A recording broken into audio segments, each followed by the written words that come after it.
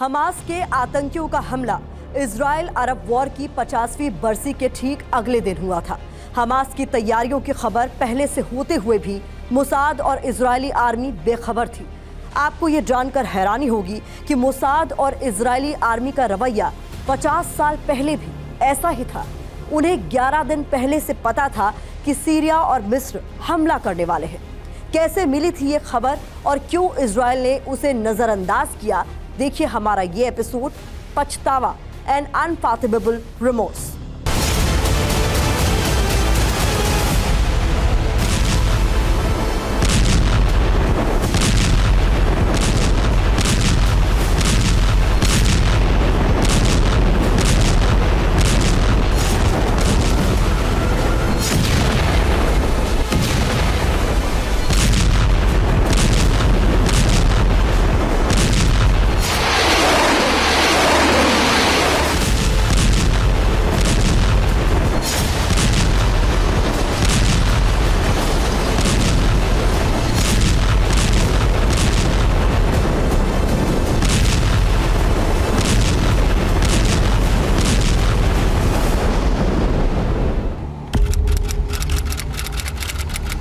पच्चीस सितंबर 1973, तेल अवीव, इजराइल।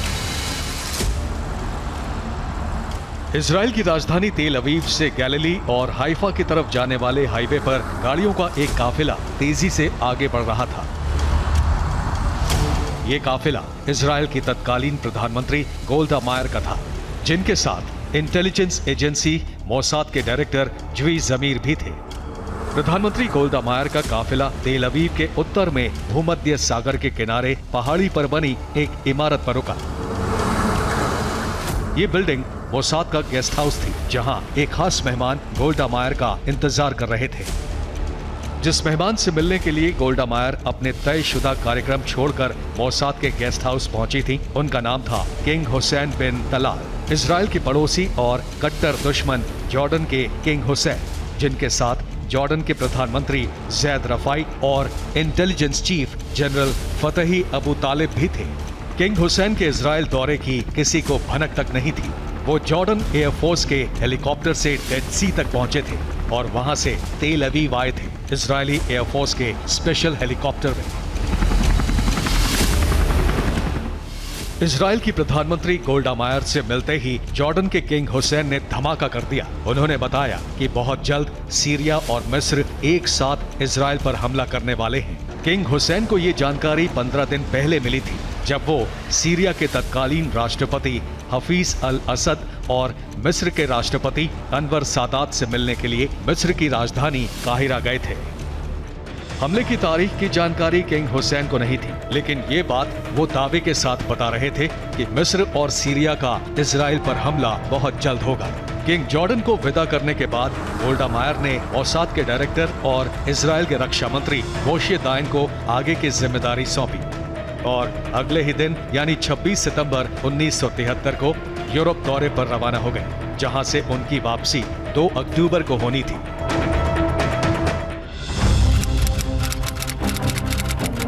1 अक्टूबर 1973, स्वेज नहर, मिस्र के राष्ट्रपति अनवर सादात ने स्वेज कैनाल के पास अपनी सेना के युद्धाभ्यास का ऐलान कर दिया। 7 अक्टूबर 1973 तक चलने वाले इस युद्धाभ्यास में शामिल होने के लिए मिस्र के रिजर्व सैनिकों को भी तलब किया जा चुका था।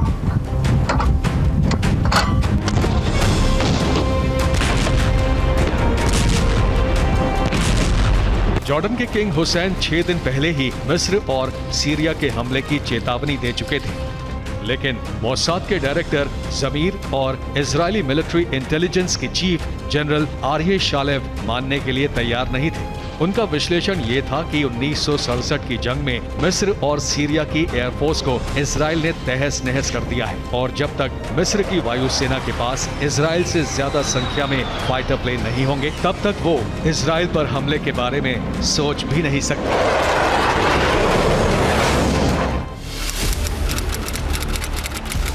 5 अक्टूबर 1973, इजरायली दूतावास, लंदन, समय रात के 2:30 बजे।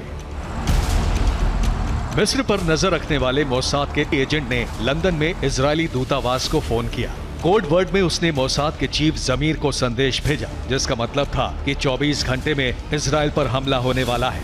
मोसाद के चीफ ने तुरंत अपने एजेंट से संपर्क साधने के बजाय नींद पूरी की और 5 अक्टूबर को सुबह की पहली फ्लाइट से लंदन रवाना हुए। उसी दिन देर रात मोसाद के एजेंट से उनकी बात हुई, जिसने साफ साफ कहा कि 6 अक्टूबर की शाम 6 बजे सीरिया और मिस्र की फौज इजराइल पर हमला करने जा रही है। मोसाद के डायरेक्टर जमीर के पसीने छूट गए। उन्होंने लंदन से ही तेल अवीव में अपनी टीम को यह संदेश भेजा। तब तक इजराइल में 6 अक्टूबर की सुबह हो चुकी थी। हमले से निपटने की तैयारी करने के लिए इजराइल के पास सिर्फ 14 घंटे का समय था।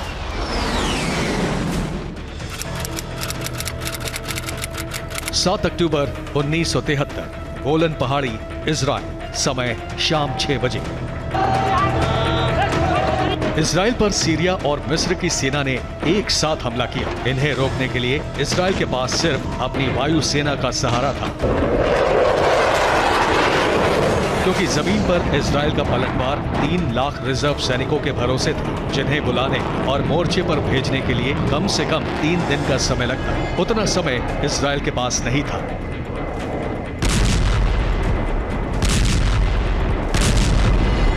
इजराइल ने हवाई हमले से मिस्र और सीरिया को पीछे ढकेलना चाहा, लेकिन सोवियत संघ से मिली मिसाइलें इजराइल की वायुसेना के प्लान को नाकाम कर चुकी थी।